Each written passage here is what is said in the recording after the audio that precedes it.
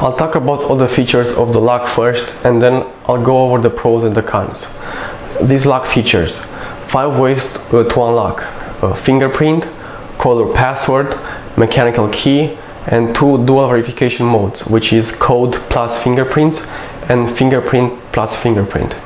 An adjustable handle direction. The handle can be installed either to the left or to the right. A durable built-in sensor. A self-learning ability, which means that fingerprints can be recognized after every fingerprint entry. A passage mode that will keep the door unlocked when you need to. A backlit keypad. A 9 watt battery probe. In case the lock fails, you can use a battery to open the door. And the lock supports up to 100 users.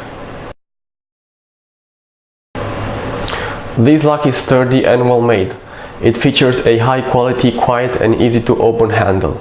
It comes with extra security features such as dual verification mode. You have the option to disable the sound of the lock. You have the ability to directly scan your fingerprints without pushing other buttons. Fingerprint recognition takes several seconds. In some cases, the exterior of the lock will start smoking. The instruction manual is poorly written. The customer support is not that great.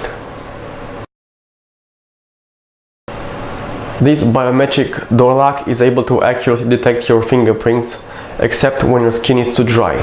The main issue with this lock is that the fingerprint recognition has a little delay. Also, in some cases, the exterior of the lock started smoking as soon as the batteries were inserted. I recommend the Samsung P718 instead. The fingerprint recognition is really fast and it comes with a lot more features.